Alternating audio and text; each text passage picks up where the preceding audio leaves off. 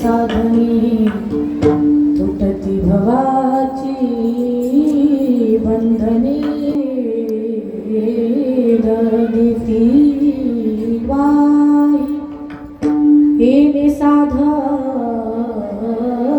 साधनी तुटती भवाची बंधने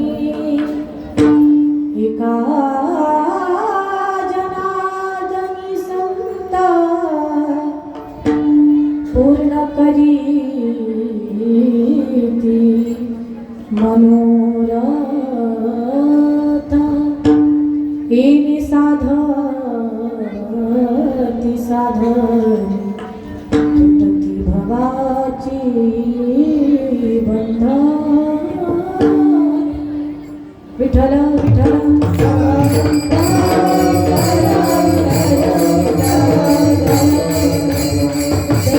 हरिप्राप्तीसी उपाय धरावी संतांचे ते पाय हे मी साधती साधनी तुटती भवाची बंधनी पांडुरंगा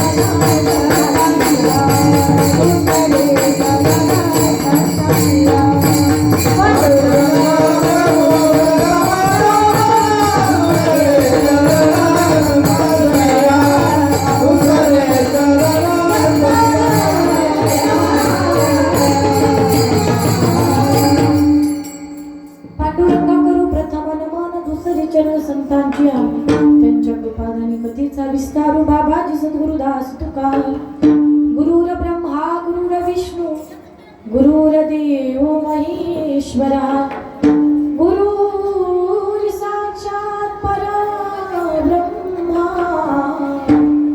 तस्मै श्री गुरुवे नमः अलंकापुरी पुण्यभूमी पवित्र तिथी नांदतो ज्ञान राजा सुपात्र तया ठविता महापुण्य राशी नमस्कार माझा श्री सद्गुरु ज्ञानेश्वरासी नमो ज्ञानेश्वरा नमो ज्ञानेश्वरा नमो ज्ञानेश्वरा नमो ज्ञानेश्वरा नमो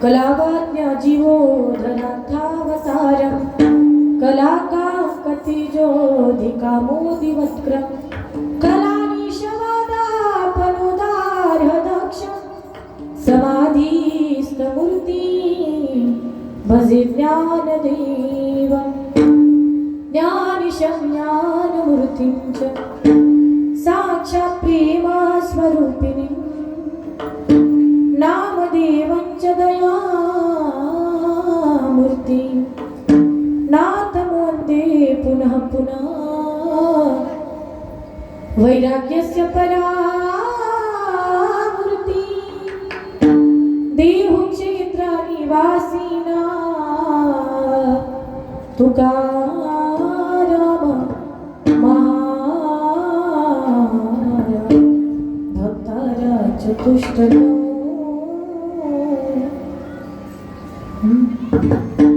श्री गुरुचरण सरोज निज मनु मुकुर सुधारी भरणौ रघुबर विमल जसु जोदायक फलचारी बुद्धिहीन तनु जानिके सुमिरो पवन कुमार बल बुद्धि विद्या दिहु मोहि हरहु कलेश विकार शरण शरण हनुमंता तुम्हा आलो रामदूता काय भक्तीच्या त्या वाटा मज दाबा व्यासू भटा सेवे लागी सेवक झालो सेवे लागी सेवक झालो सेवे लागी सेवक झालो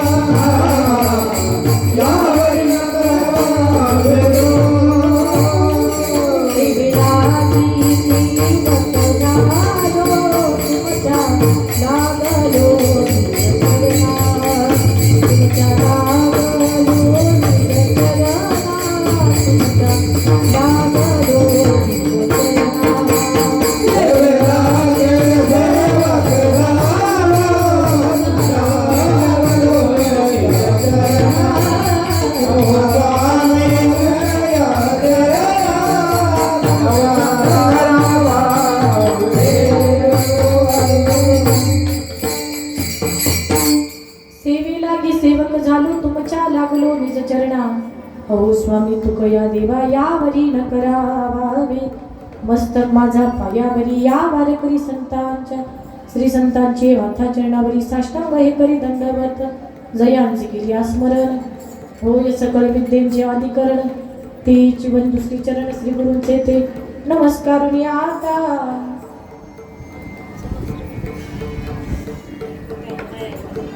तिसी उपाय धरावी संतांचे ते पाय येणे साधती साधने तुटती भवाची बंधने प्रस्तुत प्राप्त प्रसंगी प्राप्त स्थळी प्राप्त वेळी कीर्तन रूपी सेवेसाठी घेतलेला अभंग महान भगवत भक्त श्रीमंत संत की ज्याच्याबद्दल म्हटलं जातं नाथांनी केले भक्तीचे मंथन म्हणून आला देवकी नंदन त्याने उगाळले चंदन अशा नाथांना त्रिवार वंदन असं ज्यांच्याबद्दल म्हटलं जातं शांतीचे सागर शांतीचे पुतळे शांती ब्रह्म एकनाथ महाराज यांचा 4 चरणाचा उत्कृष्ट असा अभंग असून मानवी जीवनाला एक प्रकारचा उपदेश करणारा अभंग प्रस्तुत कीर्तन रूपी सेवेसाठी घेतलेला आहे.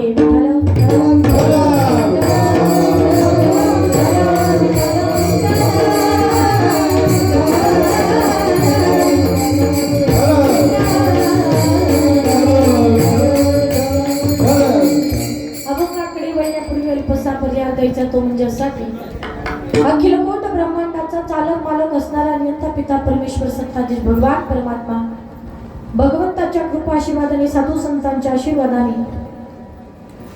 समस्त ग्रामस्थ मंडळी तूप टाकली सगळ्यांच्या आयोजनाने नियोजनाने अगदी भव्य दिव्य प्रकारे हा चालू झालेला प्रभू श्रीराम जन्म उत्सव निमित्ताने हा भव्य दिव्य अखंड हरिनाम सप्ताह, त्यामध्ये भव्य दिव्य शिव महापुराण कथा ज्ञानयज्ञ सोहळा। खरं तर रामलयांच्या जन्म महोत्सवानिमित्ताने सर्व आपल्या गावातील सर्व महिला बचत गट, सर्व महिला वर्गानं या ठिकाणी शिवकथेचं सौजन्य स्वीकारलं। शिवकथेची सेवा या ठिकाणी आपण सगळ्यांनी मला दिली, पण त्यामध्येही एक छोटीशी कीर्तनाची सेवा आपण सगळ्यांनी मला दिली, ज्यांनी आजच्या कीर्तनाचं सौजन्य स्वीकारलेलं आहे। असे असणारे स्वर्गवासी यादवराव इंगळे यांच्या स्मृती प्रित्यर्थ श्रीमती नर्मदाबाई इंगळे या सौजन्य दात्या मंडळींसाठी एकदा टाळी झाली पाहिजे। आजच्या कीर्तनाचं सौजन्य यांनी स्वीकारलं। खरं तर खूप गोड असं कार्यक्रमाचं आयोजन आहे, मी कथेमध्येही सांगते। सर्व आमच्या माता वर्ग, पुरुष वर्गाने आणि सगळ्यांच्या आयोजनाने श्रीराम जन्मोत्सवानिमित्ताने हा भव्य दिव्य चालत आलेला अगदी वर्षानुवर्षापासूनचा हा अखंड हरिनाम सप्ताह, त्यामध्ये आपण सगळ्यांनी कथेचीही सेवा मला दिली आणि या ठिकाणी आज कीर्तनाचंही पुष्प रामलयांच्या चरणी समर्पित करण्याची सेवा आपण सगळ्यांनी मला दिली, त्याबद्दल सगळ्यांच्या अंतःकरणापासून धन्यवाद व्यक्त करते। खरं तर कथा असेल, आजचं कीर्तन असेल, आपल्या तूप टाकळीमध्ये येण्याचा योग ज्यांच्यामुळे मला प्राप्त झाला, आपल्या गावचे आमचे बोबडे सर असतील, सरांच्या माध्यमातून आपल्या गावामध्ये येण्याचा योग मला प्राप्त झाला। खरं तर सरांचे वारंवार धन्यवाद द्यावे तेवढे कमीच आहेत। रोज कथेलाही येतात, अगदी अंगावरती वारकरी पोशाख घालून कथेचाही आनंद घेतात। आज कीर्तनाला पण ते आहेत। आधी करून सगळी भाविक मंडळी, सर्व पुरुष वर्ग, माता वर्ग, खूप गोड असं कार्यक्रमाचं आयोजन आहे। महाराष्ट्रातील आपल्या भागातील तर सगळी महाराष्ट्रातील नामांकित नामवंत महाराज मंडळ या पत्रिकेमध्ये आहेत। त्यामध्ये आजच्या कीर्तनाचं सौजन्य आपण सगळ्यांनी मला दिलं तर मोजक्या वेळामध्ये आपण या ठिकाणी कीर्तनाचं चिंतन करण्याचा प्रयत्न करणार आहोत। सर्व या कीर्तनासाठी आमच्या अन्नपूर्णा माता मुलींची वारकरी शिक्षण संस्थेमध्ये शिकत असलेल्या जे नेहमी मला कथेमध्ये साथ देतात, गोड कंठाच्या आमच्या तनुजाताई असतील, अपेक्षाताई असतील, बाकी सर्व इतर विद्यार्थिनी, खरं तर कथेमध्ये सरांनी लेकरांचं कौतुक करावं। आमचे गोपाल दादा असतील, श्रीकांत दादा असतील, माऊली महाराज असतील, साक्षीताई असतील, या सर्व विद्यार्थिनी असतील, खरं तर कथा संपली की सर रोज या लेकरांचं कौतुक करतात। तीच लेकरं आज या ठिकाणी पाऊल खेळत आहेत, तर या सर्व मुलींचं सुद्धा या ठिकाणी टाळी वाजून आपण त्यांचं कौतुक केलं पाहिजे। सर्व आमच्या मुली असतील, या ठिकाणी अगदी 7 दिवसामध्ये रंग भरवण्याचं काम ज्यांनी केलेलं आहे, आदरणीय हरिभक्त परायण नाव सांगत चला मला, गायनाची साथ देणारे गजानन महाराज असतील, फार गोड अशी त्या ठिकाणी गाण्याची साथ देतात, त्यांचे सुद्धा मनापासून आभार। हरिभक्त परायण गंगाधर बाबा असतील, त्यांचे सुद्धा मनापासून आभार व्यक्त करते। सर्वच टाळकरी भजनी मंडळ सगळ्यांसाठी एका जोरात टाळी झाली पाहिजे। त्याचबरोबर व्यसनमुक्ती सम्राट, खरं तर आपल्या परिसराचं वैभव हरिभक्त परायण माझ्याही पेक्षा वयानं ज्ञानानं श्रेष्ठ असणारे मधुकर महाराज खोडे, अगदी बाबांचा आज या ठिकाणी कीर्तनाला उपस्थित राहिली, बाबांच्या कोटी कोटी वंदन करते। खरं तर एवढ्या मोठ्या महात्म्यानं आमच्या कीर्तनामध्ये यावं हे आमचंही काहीतरी भाग्य आहे, तर बाबांच्याही चरणी कोटी वंदन आहे। त्याचबरोबर विनेकरी बाबा असतील, शिवदास महाराज राऊत, गंगाधर महाराज कोरडे, गजानन महाराज काळे, अमृत महाराज जागृत, नामदेव महाराज गव्हाणे, गणेश मंगेश महाराज धोंडगे, गजानन महाराज, तर या सगळ्या विनेकरी दात्यांसाठी एकदा जोरात टाळी झाली पाहिजे। या कार्यक्रमाची सर्व विश्वस्त मंडळी, कार्यक्रमाचे अध्यक्ष असणारे श्रीराम भाऊ पाटील, सचिव असणारे दीपक भाऊ आनंदवार आणि सदस्य अविनाश भाऊ ठाकरे, भगवंत भाऊ ठाकरे आणि बल्लू भाऊ सेठ, तर या सगळ्या मंडळांसाठी एकदा जोरात टाळी झाली पाहिजे। सर्व कार्यक्रमाचे अध्यक्ष, उपाध्यक्ष, बोबडे सर असतील, सर्व टाळकरी वृंद, नाव मला कोणाची माहिती नाही, सगळ्यांचे मनापासून आभार। पुजारी बाबा असतील, विनेकरी बाबा असतील, खरं तर खूप गोड अशी 7 दिवस त्यांनी आमची सेवा केली। कुठे काही कमी आहे का? या सगळ्या गोष्टी त्यांनी पाहिल्या. त्यांचंही मनापासून आभार. आमच्या शीतलताई असतील, आधी करून सगळी पंचकृषीतून आलेली भाविकजन मंडळी असतील. आता चेहरे मध्ये दरवर्षी दिग्रसला माझ्या गुरूंची नेहमी कथा असते. मी कथेमध्येही सांगितलं, त्यावेळी मी गायन करण्यासाठी येत होते, पण त्या ठिकाणी सरांनी गायन ऐकलं, त्या ठिकाणी दिदींची कथा ऐकली. त्या माध्यमातून आपल्या तूप टाकळीमध्ये कथा करण्याची सेवा मला प्राप्त झाली. खरं तर तुम्ही माझी आठवण ठेवली, त्याही बद्दल सगळ्यांचे मनापासून आभार व्यक्त करते. सर्व आपल्या गावातील तरुण बांधव असतील, त्यांचंही त्या ठिकाणी कौतुक, टाळी झाली पाहिजे. खरं तर कीर्तनाला येऊन बसले, किती कीर्तन ऐकतील हे महत्वाचं नाही, पण इथं येऊन बसलेत हे फार महत्वाचं आहे. तर त्यांचंही या ठिकाणी आभार व्यक्त करते. आणखीन कोणी सर्व माझ्याही पेक्षा वयानं ज्ञानानं ज्येष्ठ श्रेष्ठ असणारी सगळी मंडळी, मृदुंगाची गोड अशी साथ देणारे हरिभक्त परायण तन्मय दादा असतील, दादांसाठी सुद्धा जोरात टाळी झाली पाहिजे. फार गोड अशी साथ देतात, त्यांचे सुद्धा मनापासून आभार. फार सुंदर अशी त्यांची माईक सिस्टीम आहे आणि 7 दिवस कथेलाही ज्यांनी फार गोड अशी साऊंड सिस्टीम दिली, त्याही काकांसाठी एकदा जोरात टाळी झाली पाहिजे. फार गोड साऊंड आहे, आल्यापासून त्यांची तक्रार नाही, काय नाही. जसं आम्हाला साऊंड पाहिजे तसं त्या ठिकाणी त्यांनी देण्याचं काम केलेलं आहे. त्यांचे सुद्धा मनापासून आभार. आणखीन कोणी पंचकृषीतून आलेली भाविकजन असतील, सर्व माता वर्ग, पुरुष वर्ग, दिग्रसवरून आलेली सगळी मंडळी असेल, सगळ्यांचं वंदन आहे. आता चेहरे लक्षात येत, पण नाव मला कोणाची माहिती नाही. सगळ्यांचे मनापासून आभार व्यक्त करते. या कार्यक्रमाचं शूटिंग करण्याचं काम जे करत आहे श्री बोबडे, तर यांची सुद्धा मनापासून आभार. घरी गेल्यानंतर या चॅनलला सबस्क्राईब करा, दादांच्या YouTube चॅनल सबस्क्राईब करा, हा कार्यक्रम तुम्हाला पाहता येईल. त्यांचे सुद्धा मनापासून आभार. आणखी सगळे विनेकरी बाबा असतील, सर्व बाल कलाकार असतील, चौतार काका असतील, सर्व माता वर्ग, पुरुष वर्ग, सगळी हरिभक्त परायण मंडळी या ठिकाणी, कुणी कथाकार असेल, कीर्तनकार असेल, सगळ्यांच्या चरणी सादर वंदन करते. सगळीच हरिभक्त परायण मंडळी, चष्म्यावाले, फेट्यावाले, विषावाले, गंधावाले, पदरावाले, बिना पदरावाले, जे घरी झोपले ते, जे कीर्तनाला आले ते, जे बाहेर बसले ते, सगळ्यांचे मनापासून धन्यवाद व्यक्त करून कीर्तनाला सुरुवात. विठ्ठल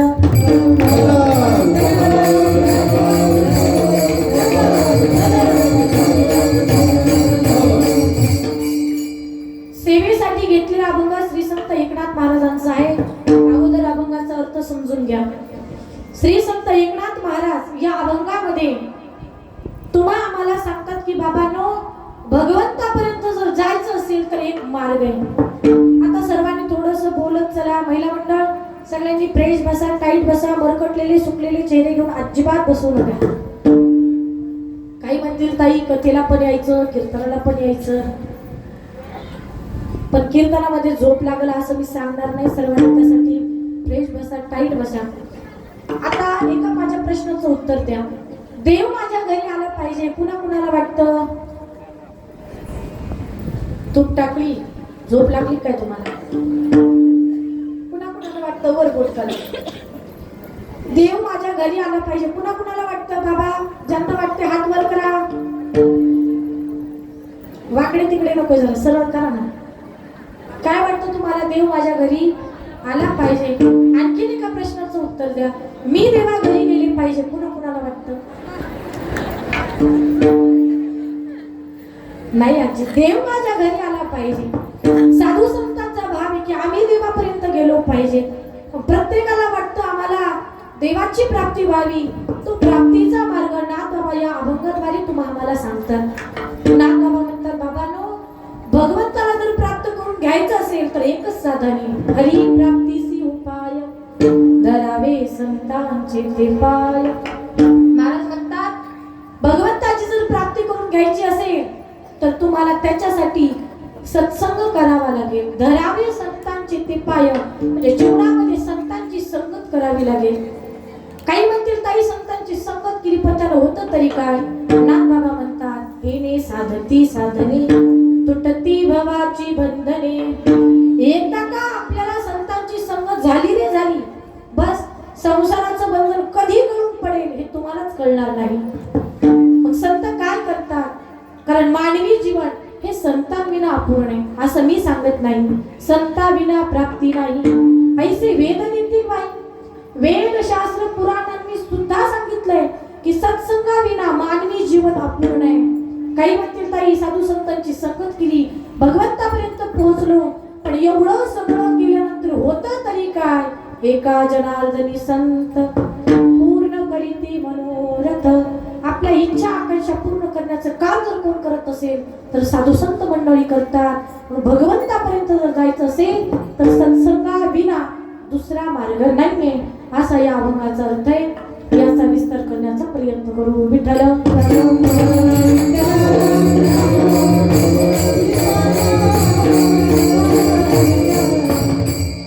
अभंगाचा अर्थ आपल्या समोर मांडलेला आहे. ज्या महापुरुषांचा अभंग सेवेसाठी घेतलेला आहे, नाथ महाराजांचा अधिकार जर आपण पाहायला गेलो तर महाराजांच्या जीवनामध्ये आपल्याला त्रिवेणी संगम पाहायला मिळतो की नाथ बाबा शांत आहेत, नाथ बाबा श्रीमंत आहेत आणि नाथ बाबा संत आहेत. किती शांत आहेत. काही म्हणतात ताई आम्ही खूप नाथ बाबांचं चरित्र ऐकलं, पण लक्ष देऊ नाही का जीवनामध्ये शांती कशी असली पाहिजे हे चरित्र कोणाचं सांगतंय तर नाथ बाबांचं चरित्र माणसाला सांगून जाते की शांतता कशी असावी. एवढी शांतता. एकदा एका मनुष्याला मुलीचं लग्न करायचं होतं, जवळ पैसे नव्हते, चालत चालत पैठण क्षेत्री आला आणि अशा व्यक्तीचं दार वाजवलं की ज्याला नाथ बाबांचा राग येत होता.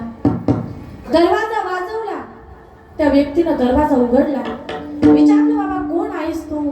सांगितलं मी या गावचा आहे, मुलीचं लग्न करायचंय, गरीब परिस्थिती आहे, जवळ पैसे नाही, थोड्या फार पैशांची मला मदत करा. श्रीमंत होता आणि त्यानं त्या गरीब माणसाचा फायदा घेतला.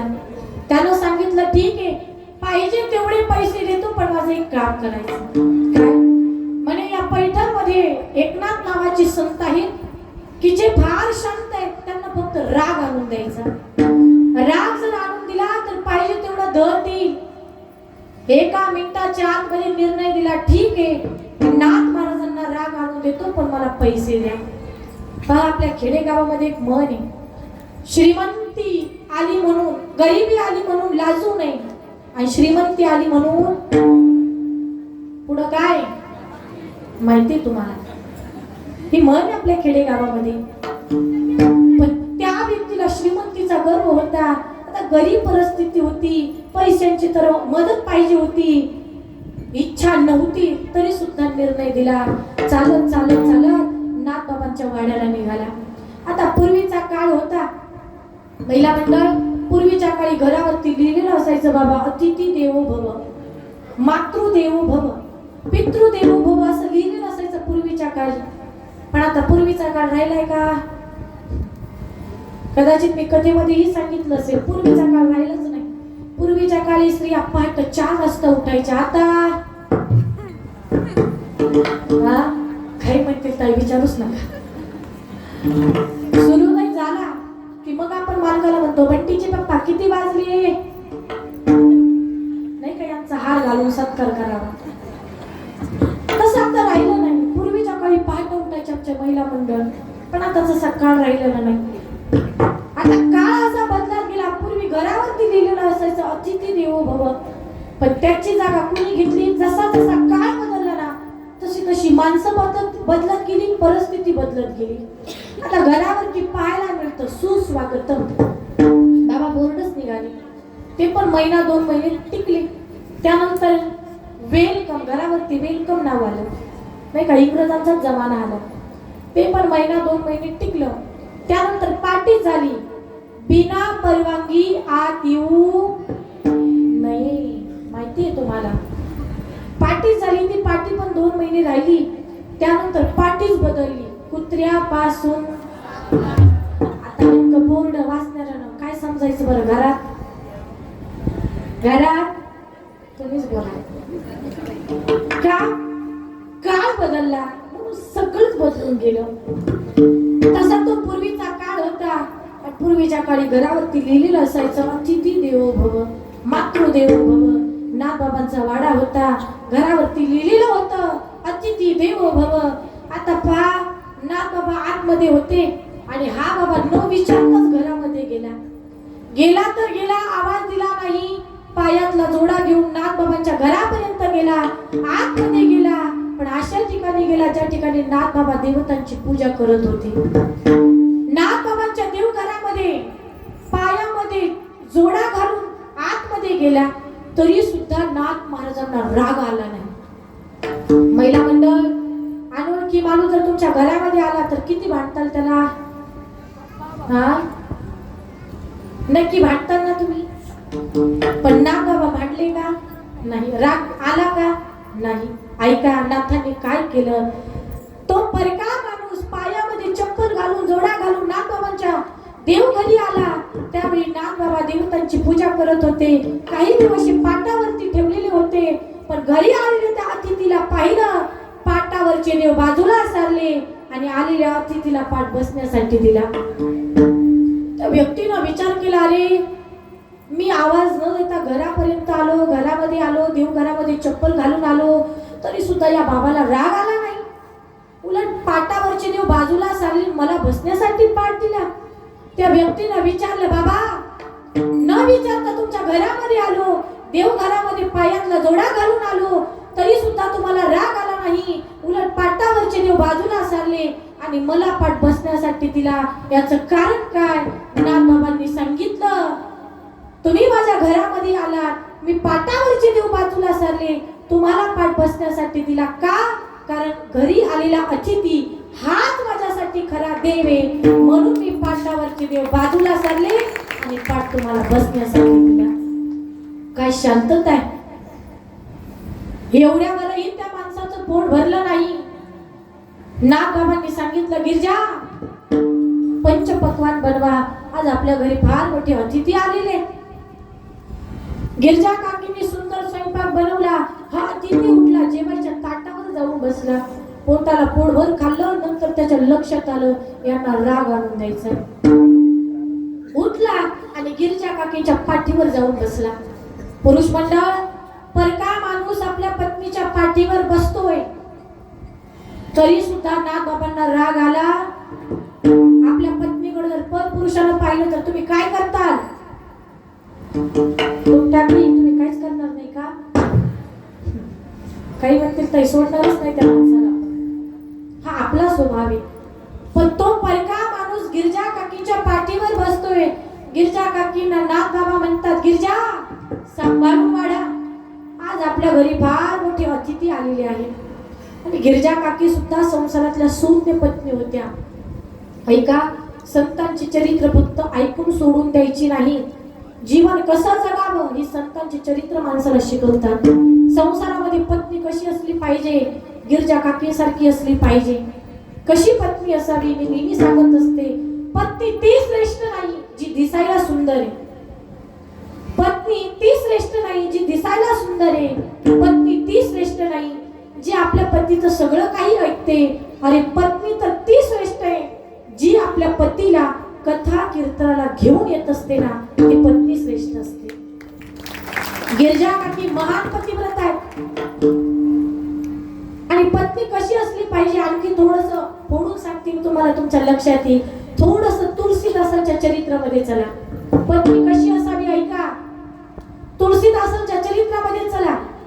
तुलसीदास असे संत होऊन गेले की रामरायाचं भजन तर करत होते, पण देवाचं भजन करा हा उपदेश कुणी केला तर त्यांच्या पत्नीने त्यांना केले नाही. कारण असं म्हणतात, तुलसीदासांचं त्यांच्या पत्नीवर एवढं प्रेम की तुलसीदास त्यांच्या पत्नीला कधी माहेरी जाऊ देत नव्हते, कधी कोणत्या कामाला बाहेर जाऊ देत नव्हते. एवढं प्रेम ते त्यांच्या पत्नीवर करत होते. पण काही कारणानं तुलसीदासांना बाहेर जावं लागलं आणि योगायोगानं त्यांच्या पत्नी, त्यांची जी पत्नी आहे, माहेरच्या लोकांनी खोटं बोलून त्यांना माहेरी घेऊन गेले. ज्या दिवशी तुलसीदासांच्या पत्नी, नाव त्यांचं ममता, ज्या दिवशी त्या माहेरी गेल्या त्या दिवशी तुलसीदास घरी आले आणि आजूबाजूच्या लोकांना विचारलं, माझी पत्नी कुठे? कुणीतरी सांगितलं, महाराज तुमच्या पत्नी सासूरवाडीला गेल्या, माहेरी गेल्या. रात्री मुसळधार पावसामध्ये रात्रीचे 12 वाजले, विजा चमकतात, ढगांचा आवाज येतोय आणि त्याही वातावरणामध्ये तुलसीदासांनी रात्री 12 वाजता घर सोडलं आणि सासूरवाडीला निघाले. नदीच्या काठापर्यंत आले. नदीच्या पलीकडे सासूरवाडी आहे, मुसळधार पाऊस पडतोय, पण होडी पण नाही, पलीकडे कसं जायचंय? नदीला प्रचंड पूर आलेला आहे. पण म्हणतात ना, देवाची करणी आणि नारळामध्ये पाणी. देवानच काहीतरी पाठवली की काय, वाहत वाहत त्या नदीच्या पात्रामध्ये एक प्रेत आलं. असं प्रेत वाहत होतं. तुळशीदासांना वाटलं माझ्या पत्नीनंच माझ्यासाठी पाठवली काय होडी. काय पाहता, तुळशीदास त्या प्रेतावर बसले, नदीच्या पलीकडे उतरले. जसे उतरले घरापर्यंत पोहोचले. आता दरवाजा वाजवावा तर घरातील लोक जागी होती. तुळशीदास खिडकी जवळ आले. आता खिडकी उंच होती, आतमध्ये कसं जावं?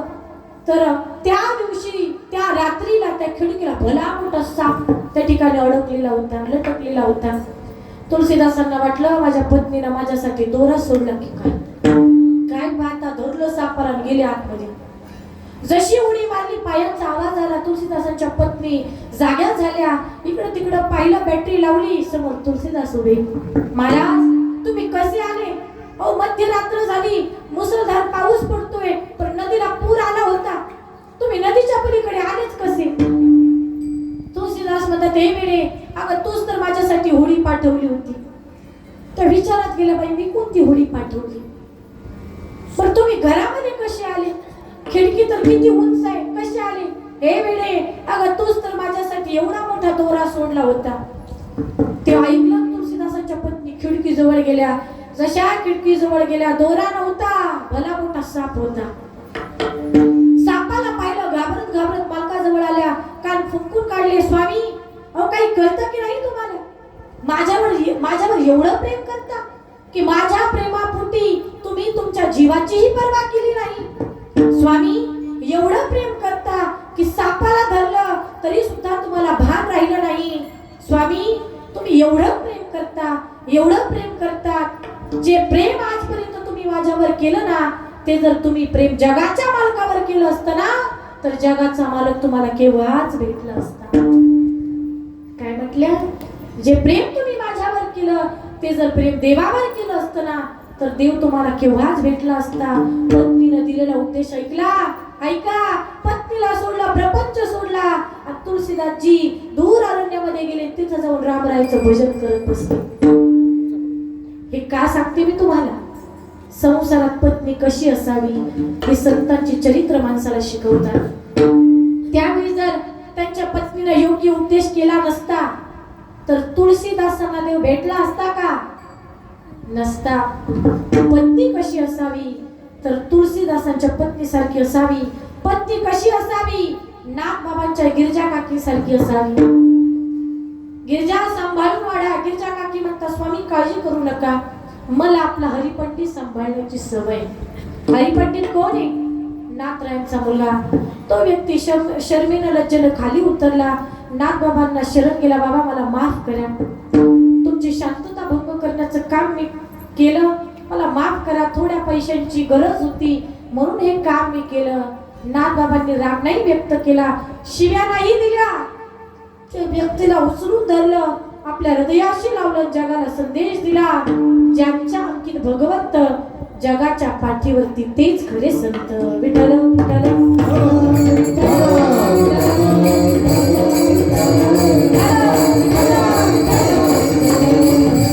ही झाली नाथांची शांतता. लक्षात आली का? हे नाथबाबा किती शांत होते. शांती ही गुण नाथबाबांच्या चरित्रामध्ये पाहायला मिळते. ताई शांत आहेत हे तर कळालं, तर नाथबाबा श्रीमंत कसे आहेत ऐका. काही म्हणते नाथ महाराजांकडे श्रीमंतीला होतं तरी काय, पैसे होते, गाड्या होत्या, बंगले होते, किती प्रॉपर्टी होती मला माहिती नाही, पण नाथबाबांची सगळ्यात मोठी श्रीमंती म्हणजे दररोज घरातल्या देवतांना पुरणपोळीचा नैवेद्य. ही खरी श्रीमंती. महिला मंडळ, आपल्या देवांना असतो का पुरणपोळीचा नैवेद्य? झोपल्या काय तुम्ही? काही म्हणतील ताई हो असतो ना, कधी? सणा, बरोबर ना. पण कोणत्या सणाला बाबा? या सणाला तर डायरेक्ट पुढच्या सणाला नाही का, या अमावास्येला तर डायरेक्ट पुढच्या पौर्णिमेला. खरं सांगा, देवासाठी आपण नैवेद्य बनवतो, पण केवढूसा सांगा ना. हा, आणि आपल्याला खायला पुरुष मंडळ म्हणत असतील पोळी नाही पोळाच असतो 2 किलोचा. पहा तुम्ही काही माणसं एवढा कंजूसपणा करतात देवासाठी. देवाला नैवेद्य म्हटलं की कणिक जास्त पुरण कमी, आणि ते जर आपल्याला पोळी खायची म्हटली की कणिक कमी आणि पुरण जास्त. करता की नाही तुम्ही? प्रामाणिकपणे सांगा, करता की नाही? हा जाऊ दे, कीर्तन झाल्यानंतर सांगा, मी कुणाला सांगत नाही. तर ही आपली श्रीमंती आहे. पण नागबाबांच्या घरी सणाला नाही, वाराला नाही, अमावस्येला नाही, पौर्णिमेला नाही, दररोज सकाळ संध्याकाळ पुरणपोळीचा नैवेद्य. एवढ्यावरही श्रीमंती थांबत नाही. दररोज काकडा. उठा पांडुरंगा प्रभात समयो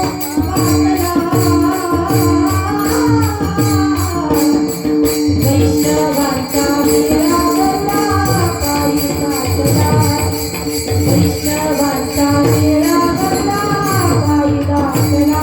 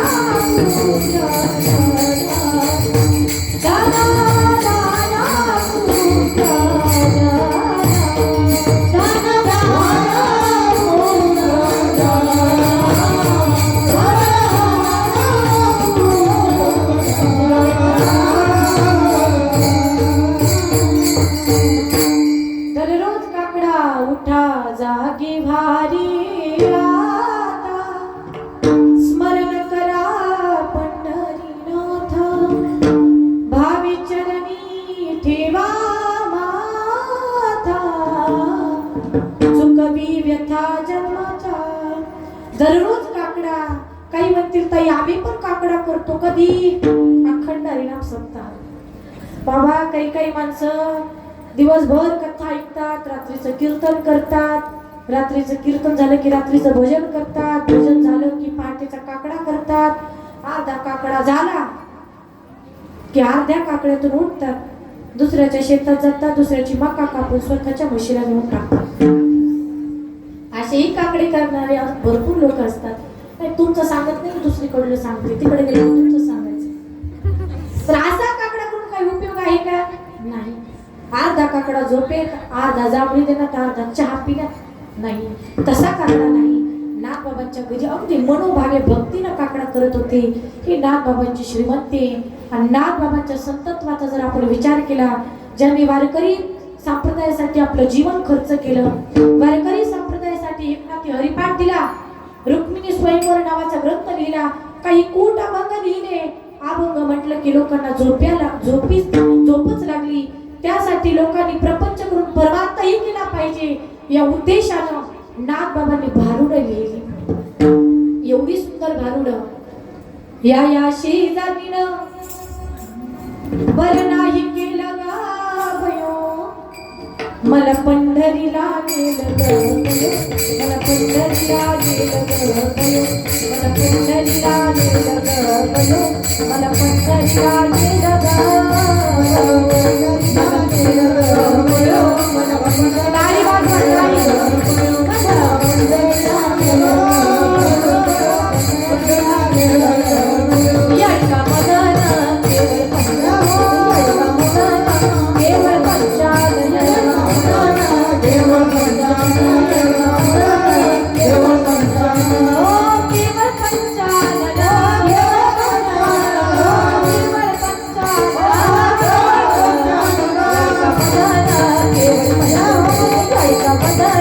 केवळ पंचानन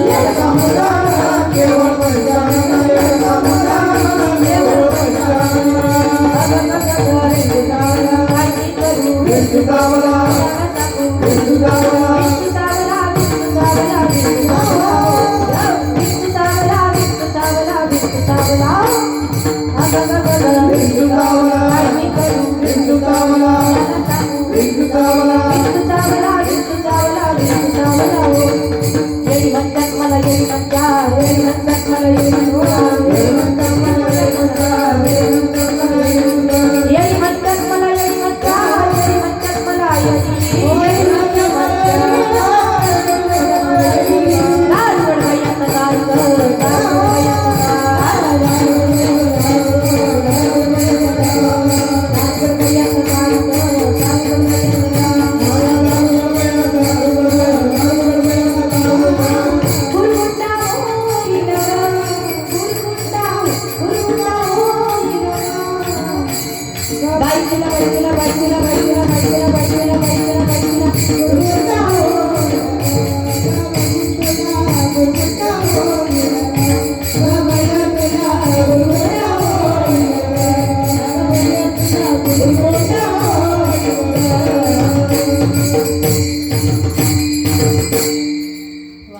सर्वांसाठी जोरात पाहिजे वारुड म्हटलं की सगळ्यांचे चेहरे गुलाबाच्या फुलासारखे झाले. किती सुंदर वारुड आहेत म्हणतात का एक पाठीमागं माझ्या म्हणता का या शेजारीनं बरं नाही केलं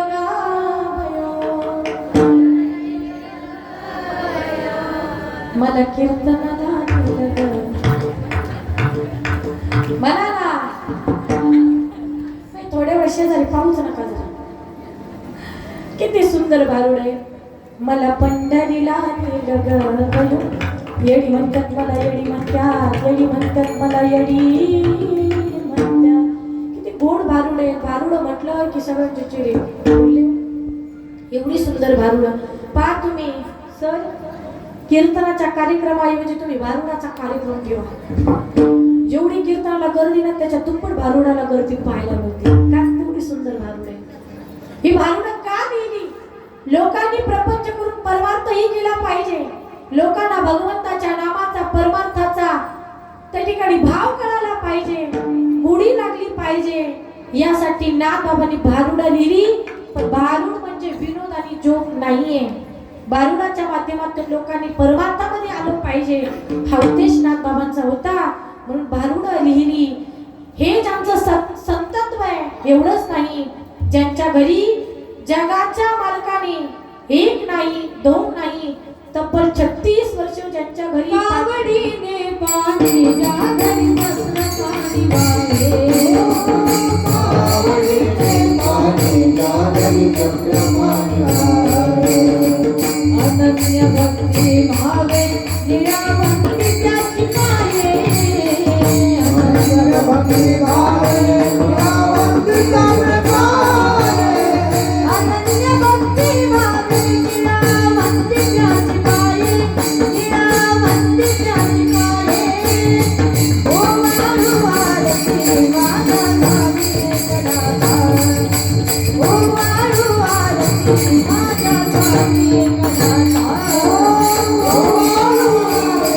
माझा नामी एकदाता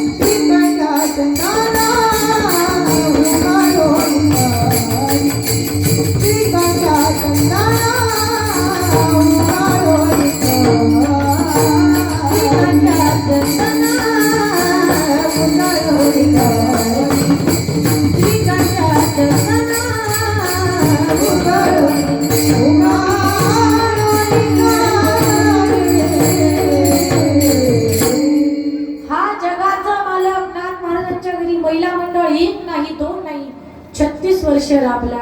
द्वारकेची मूर्ता एकनाथा घरी पाणी वाही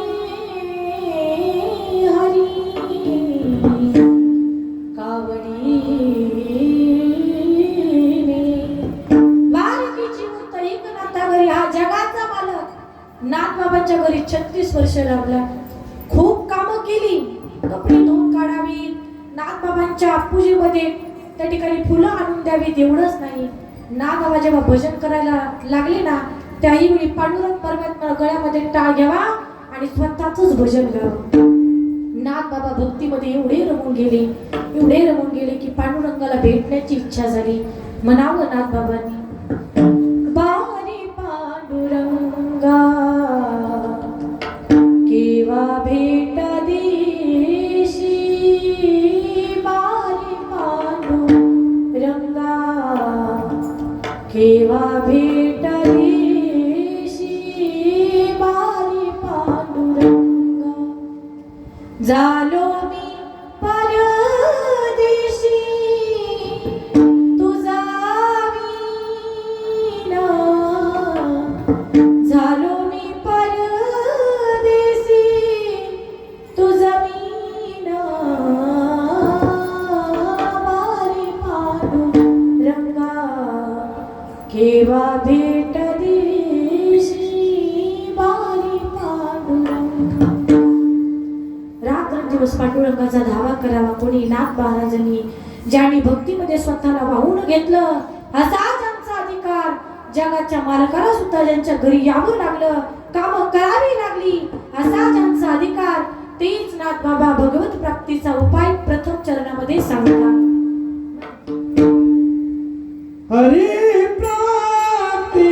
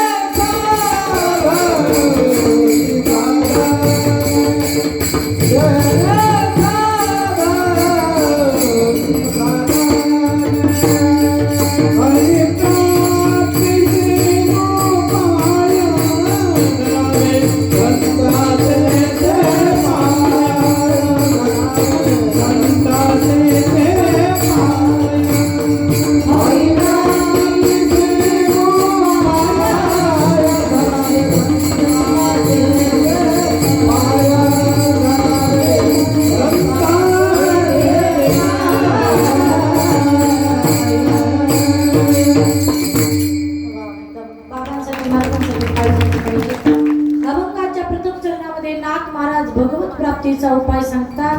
बाबांनो, भगवंताला जर प्राप्त करून घ्यायचं असेल तर एक साधन आहे.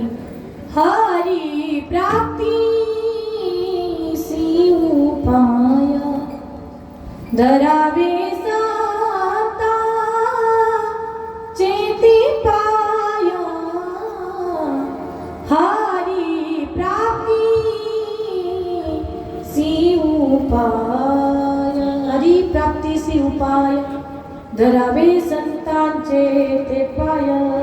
महाराज म्हणतात, देवाला जर प्राप्त करून घ्यायचं असेल तर सत्संगाविना अपूर्ण आहे. विठ्ठल विठ्ठल विठ्ठल विठ्ठल विठ्ठल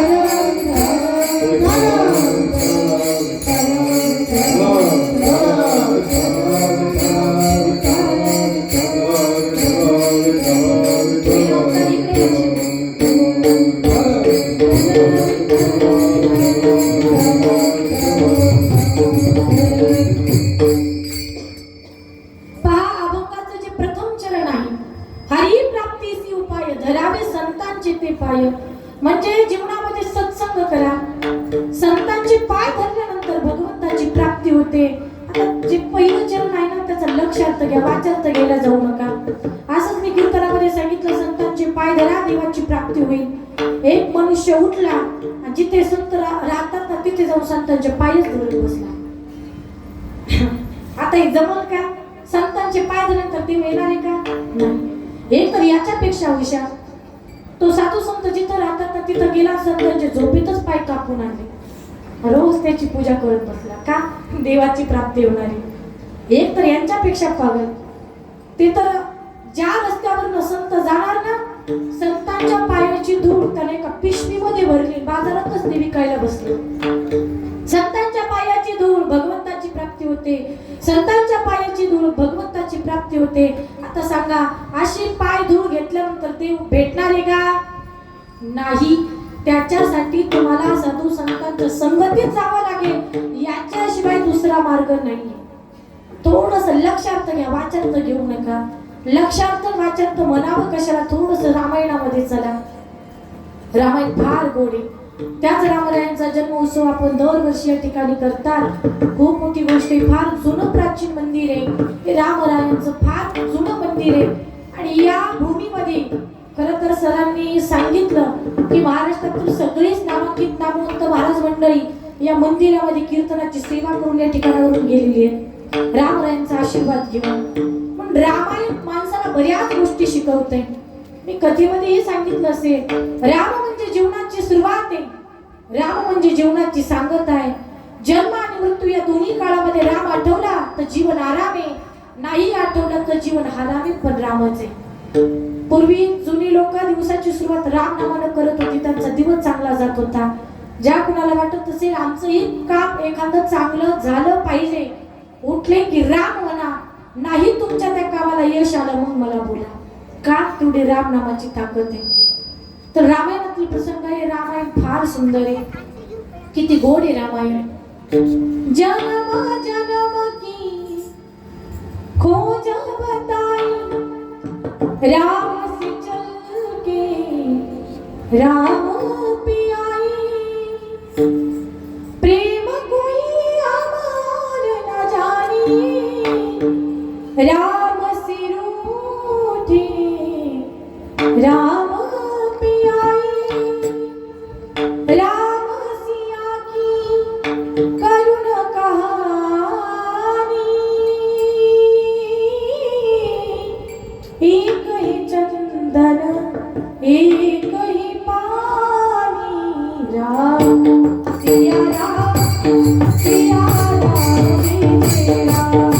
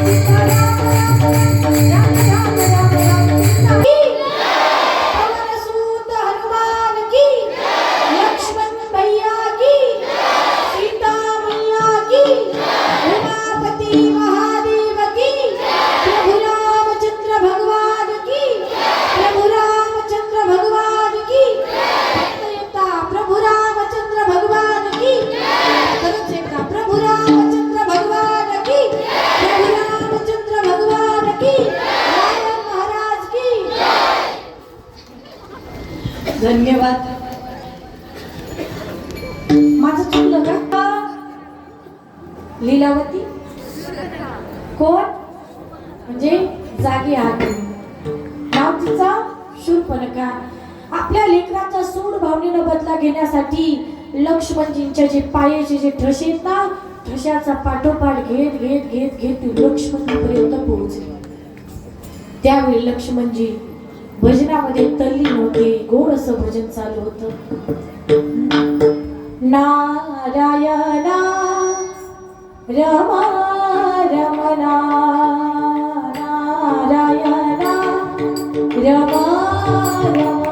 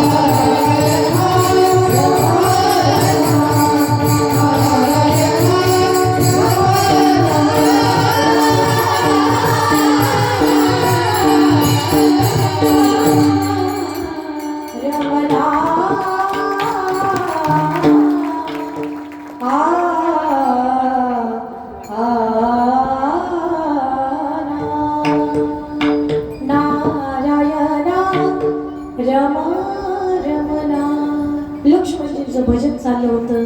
ऐका बरं का, शूर्पणखा आली, हातातल्या बांगड्यांचा आवाज करते, पायातल्या पैंजणांचा आवाज करते. लक्ष्मणजी विचारात गेले, कोण आहे माझ्याजवळ? सीता मैया तर असं करू शकत नाही, माझी उर्मिला एवढ्या दूर येऊ शकत नाही, कोण आहे पाहण्यासाठी. लक्ष्मणजींनी डोळे उघडले. जसे डोळे उघडली होती राक्षसी, आता तिनं तिचं मूळ रूप झाकून टाकलं होतं, मायावी रूप धारण करून आलेली होती, सुंदर शृंगार केलेला होता, ती आली होती. आता लक्ष्मणजी शेष अवतारी, त्यांना काही कळालं नसेल का ती राक्षसीने. कळालं, लक्ष्मणजी बाजूला झाले. हो बाई, कोण आहात तुम्ही? किती वेळ झाले, बांगड्यांचा आवाज काय करता, पैंजणांचा आवाज काय करता, कोण पाहिजे तुम्हाला?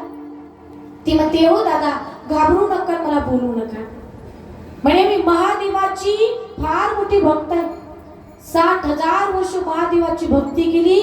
कुठंतरी पुढे जाऊन महादेव प्रसन्न झाले. महादेवानं वरदान दिलं की योग्य वेळ आल्याच्या नंतर वर मिळेल, मग आता तुम्ही माझा पत्नी म्हणून स्वीकार करा.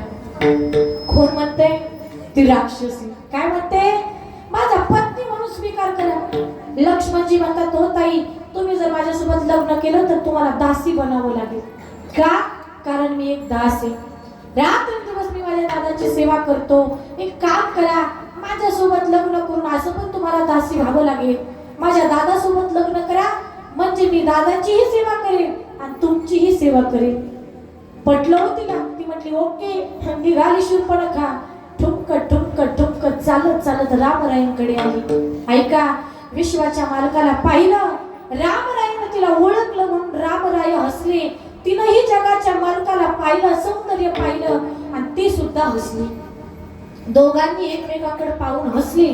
पण टेन्शन आलं कुणाला? जानकी मातेला. तुम्ही कस काय हसले?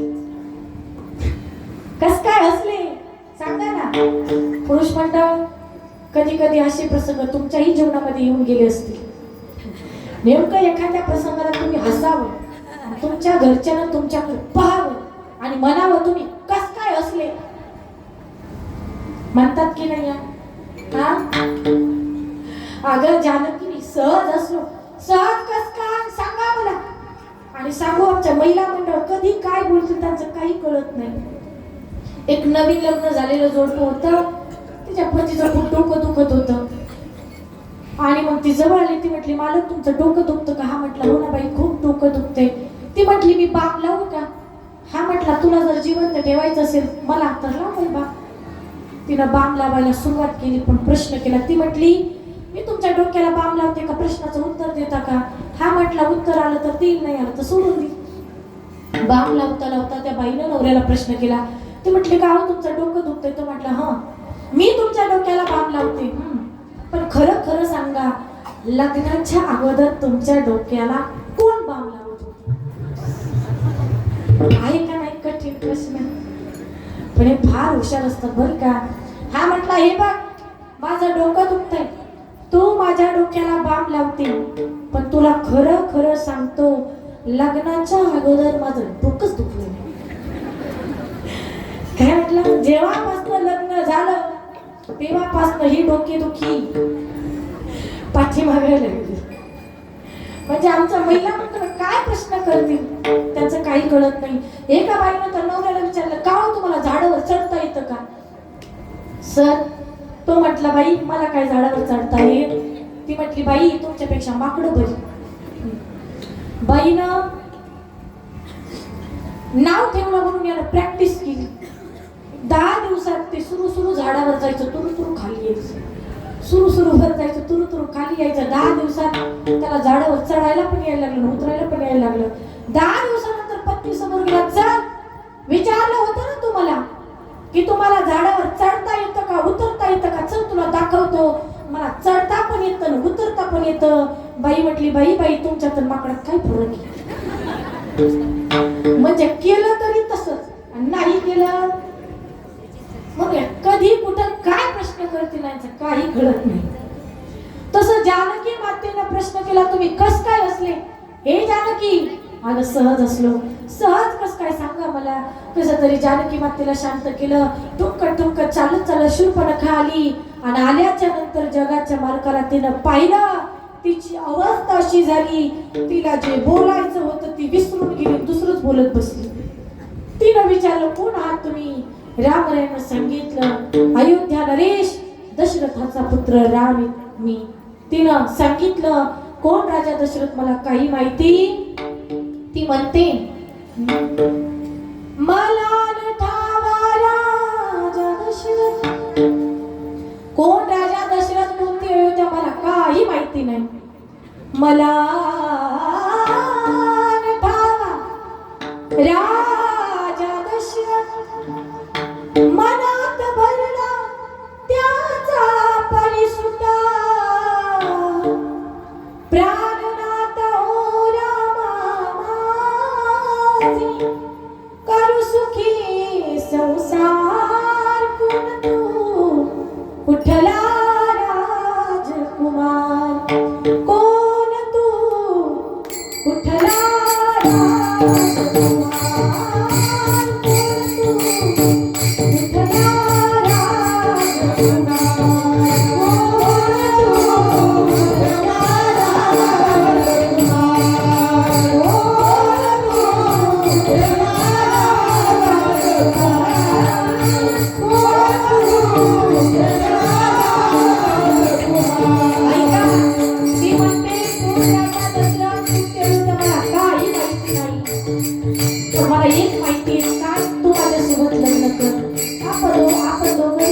संसार करून शूरपणखा म्हणते.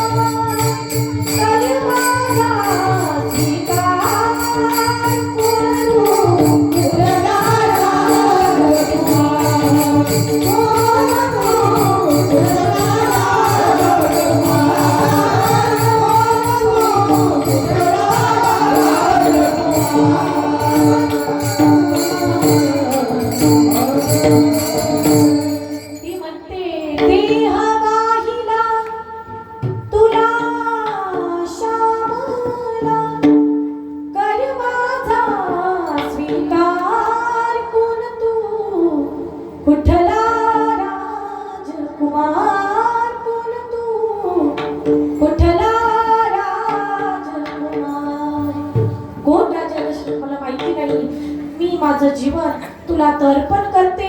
आपण दोघं सुखाने संसार करू. आता जानकी माता काय शांत बसल्या असतील का? त्या म्हटल्या, ए सटवे, कुठलीच गवाई तू?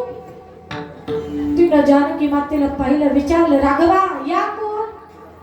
रामराया सांगतात, भगवत कृपेने माझी अर्धांगिनी जानकी. जानकी नाही शोभती तुम्हाला? तुला न शोभे अर्धांगिनी. ही अर्धांगी तुम्हाला शोभत नाही, मग टाकून द्या तिला, सोडून द्या तिला, माझा स्वीकार करा. मी किती सुंदर दिसते, ती कशी, तुम्ही कसे, नाही का? ती तुम्हाला शोभत नाही, तुम्ही माझा स्वीकार करा.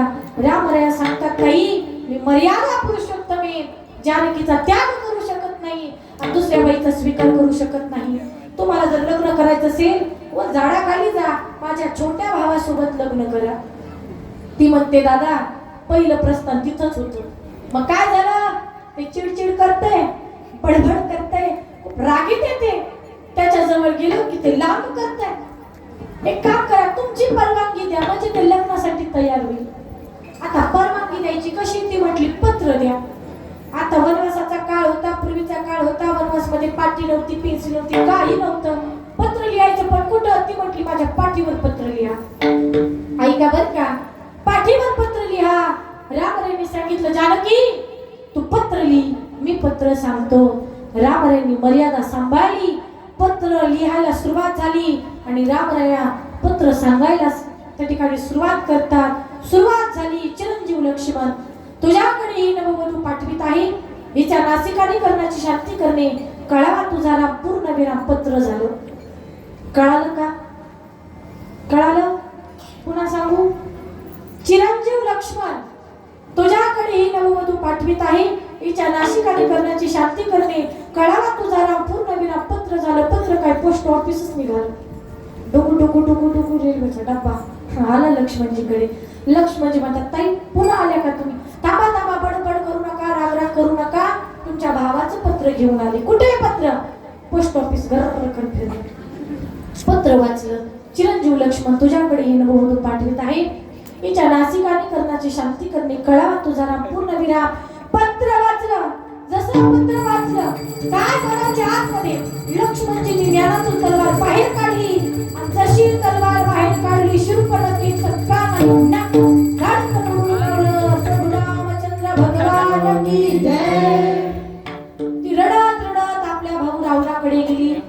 तिकडं जायचं नाही आपल्याला. दृष्टांत माझा संपला. दृष्टांताचा सिद्धांत घ्या. त्यावेळी लक्ष्मणजींनी त्या पत्राचा लक्षार्थ घेतला, वाचार्थ घेतला नाही. तसं अभंगाचं जे पहिलं चरण आहे त्याचा लक्षार्थ घ्यायचा आहे. धरावे संतांचे ते पाय, म्हणजे जीवनामध्ये सत्संग करा. नाही का, संतांचे पाय कापून आणू नका, तसं काही भानगडीमध्ये पडू नका. धरावे संतांचे ते पाय नाथबाबा म्हणतात. याचा अर्थ असा आहे, याचा लक्षार्थ असा आहे, जीवनामध्ये संतांची संगत करा. एकदा का संतांची संगत झाली त्याचा प्रभाव अभंगाचं दुसरं चरण.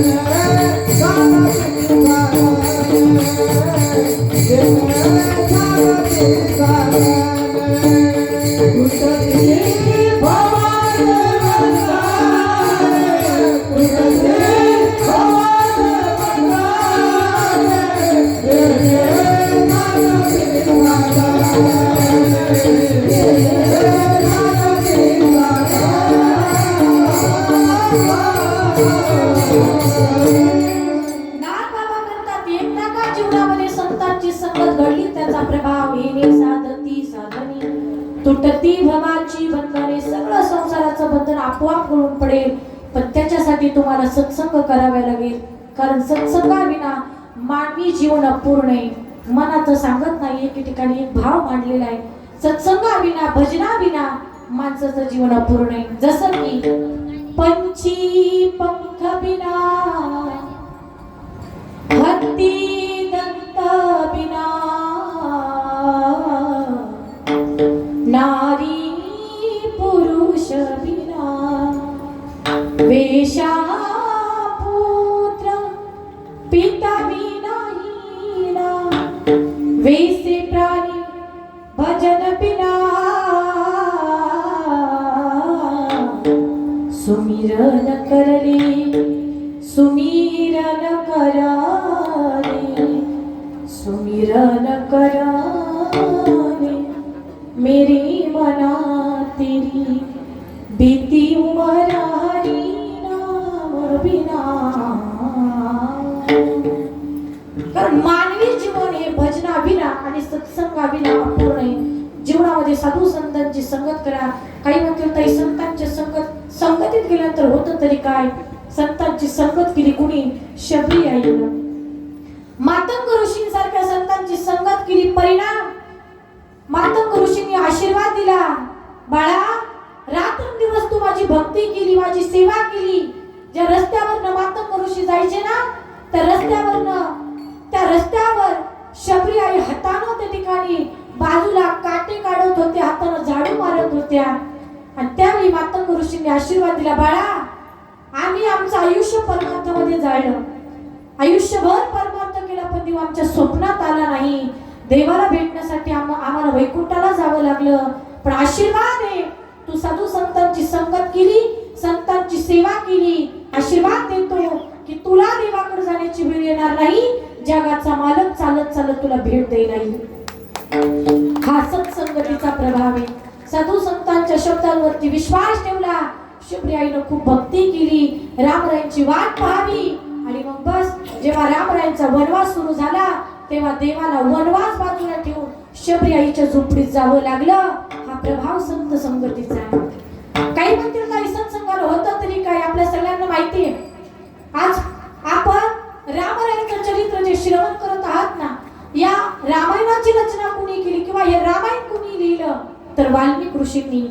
पण वाल्मिक ऋषींच्या जीवनामध्ये सुद्धा नारदजी सारख्या संतांची संगत झाली. अशी संगत झाली कशी तर ऐका, वाल्मिक ऋषींनी खूप पाप केलं होतं. एवढं पाप केलं की 7 रांजण भरली होती, एवढी लोक त्यांनी मारली. नारदजी त्या ठिकाणावरून चालले, नारदजींना पकडलं. आणि जसं पकडलं नारदजी म्हणतात, "ए बाबा, तुला माझ्याजवळ काही भेटणार नाही." पण म्हणे तू एवढं पाप केलं कशासाठी, कुणासाठी? वाल्मिक ऋषींनी सांगितलं, हे सगळं पाप मी माझ्या परिवारासाठी केलं. नारदजी म्हणतात, कुटुंबासाठी पाप केलं, पण या पापाचा भागीदार तुझा परिवार आहे का, हे तुला माहिती आहे का? म्हणे हे तर माहिती नाही, जाऊन विचार. वाल्मिक ऋषींना वाटलं नारदजी फसवतात की काय आपल्याला. एका झाडाला बांधून टाकलं आणि वाल्मिक ऋषी घरी गेले. आई वडिलांजवळ गेले, आई बाबांना सांगितलं, आई बाबा, माझ्याकडनं असं असं पाप घडलंय, या पापाचा भागीदार तुम्ही व्हाल का? आई वडिलांनी सांगितलं, बाळा, तुला लहानाचं मोठं केलं, हाडाचं काळं केलं, रक्ताचं पाणी केलं, जन्म दिला, आमची जबाबदारी संपली. आता आम्हाला सांभाळण्याची जबाबदारी तुझी आहे. पण आम्हाला सांभाळत असताना तू पाप करतो का कर्म करतो त्याचा आमचा काही काळीचा संबंध नाही. वाल्मिक ऋषी तिथून उठले, मुलांजवळ गेले, लेकरांनीही तेच उत्तर दिलं. पाहता पाहता पत्नी जवळ गेले. पत्नीने सांगितलं, मालक, प्रपंच सांभाळते, घर सांभाळते, आई वडील सांभाळते, प्रपंच सांभाळण्याची जबाबदारी तुमची आहे. ती जबाबदारी पार पाडत असताना तुम्ही पाप करता का पुण्य करता, मी तुमच्या पापामध्ये सहभागी होणार नाही. पत्नीने नकार दिला. वाल्मिक ऋषींनी घर सोडलं, जंगलामध्ये आले. नारदजींना बांधून ठेवलेलं होतं त्यांना सोडवलं आणि त्यांच्या चरणावरती मिठी घातली. गुरुजी, माफ करा मला, कारण आज माझ्या लक्षात आलंय, ज्या परिवारासाठी मी पाप केलं तो परिवार पापामध्ये सहभागी होत नाही. काय करावं तुम्हीच मला सांगा. त्यावेळी नारदजींनी सांगितलं, तू राम राम म्हण. वाल्मिक ऋषी म्हणतात, मला राम म्हणताच येणार नाही का, मला मरा आणि मारा या 2 गोष्टींच्या पलीकडे मला काही म्हणता येत नाही. ठीक आहे, तुला जे येतंय ते म्हण. मरा मरा म्हणायला सुरुवात केली, अंगावरती वारुळ तयार झालं आणि त्याचा प्रभाव मरा मरा मरा म्हणता म्हणता वाल्मिक ऋषींच्या मुखातून राम राम शब्दांचा उच्चार बाहेर पडू लागला. नारदजी तिथं प्रगट झाले आणि आशीर्वाद दिला, तू आयुष्यभर रामरायाचं भजन कर, आपोआप तुझी कीर्ती होईल. कोळियाची कीर्ती वाढली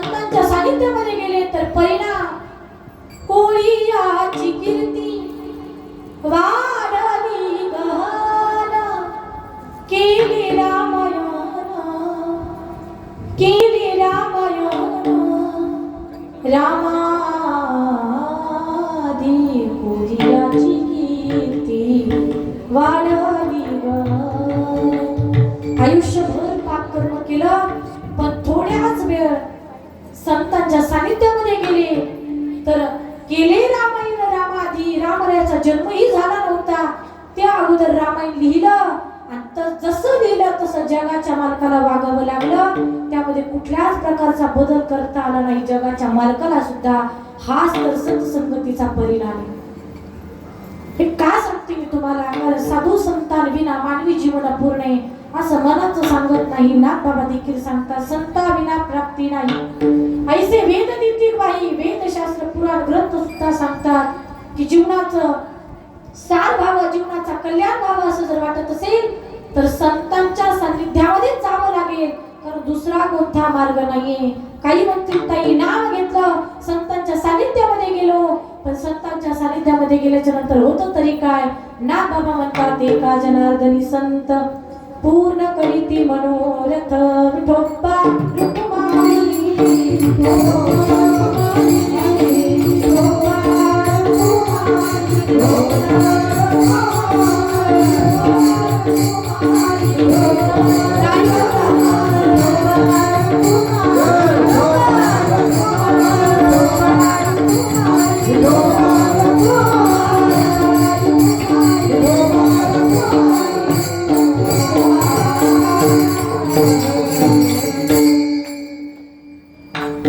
हरिप्राप्तीसी उपाय धरावे संतांचे ते पाय.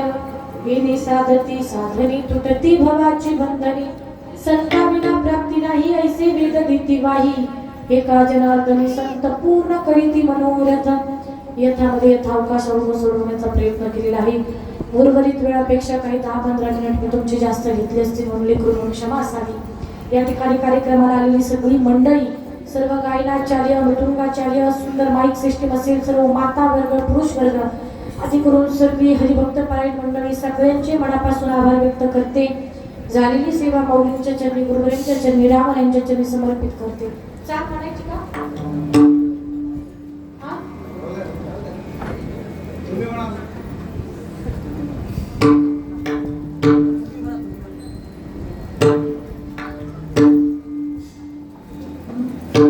सगळ्यांचे मनापासून आभार व्यक्त करते. खास बोबडे सरांचे सुद्धा मनापासून आभार. खरं तर या 7 दिवसाच्या कथेमध्ये सरांनी असेल, आपण सगळ्यांनी आम्हाला खूप सहकार्य केलं आणि खरं तर सहकार्य केलं याही बद्दल सगळ्यांची विशेष मनापासून आभार व्यक्त करते. मला 3ऱ्या दिवशी बऱ्हाणपूरला कीर्तनाची सेवा होती, त्याही वेळी आपण सगळ्या मुलांनी खूप सहकार्य केलं नाही का. एवढी कथा केल्या, एवढे कीर्तन केले, पण एवढं समजदार आणि आम्हालाही समजून घेणारं गाव आजपर्यंत मी पाहिलं नाही. पण ते गाव या ठिकाणी आम्हाला या ठिकाणी कथेच्या माध्यमातून प्राप्त झालं. या गोष्टीचा आनंद वाटतोय. पुन्हा एकदा सगळ्यांची मनापासून आभार व्यक्त करते. शेवटचे 5-10 मिनिटाची चाल होईल, नंतरच आपापल्या घरी जा. जेवढे तुम्हाला घाई ना त्याच्यापेक्षा आम्हाला पण घाई आहे. एका जनार्दनी संत, एका जनार्दनी संत, एका जनार्दनी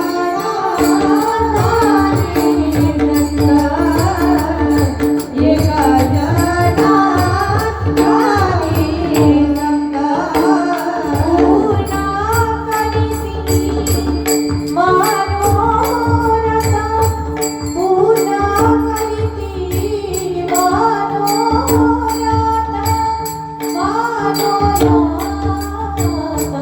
येणे साधती साधनी, येणे साधती साधनी. थोडासा मनोरथ, पूर्ण करीती मनोरथ, मनोरथ, येणे साधती साधनी, येणे साधती साधनी. तुटती भवाची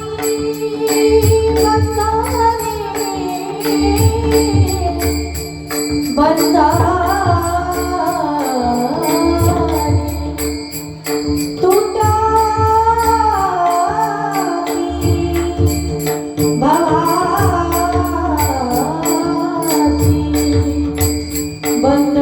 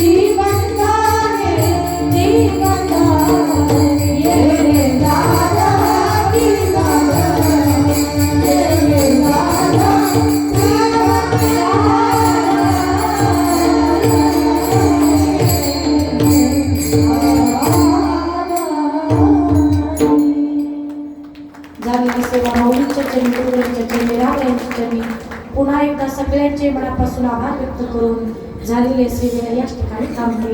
ज्ञानेश्वर माऊली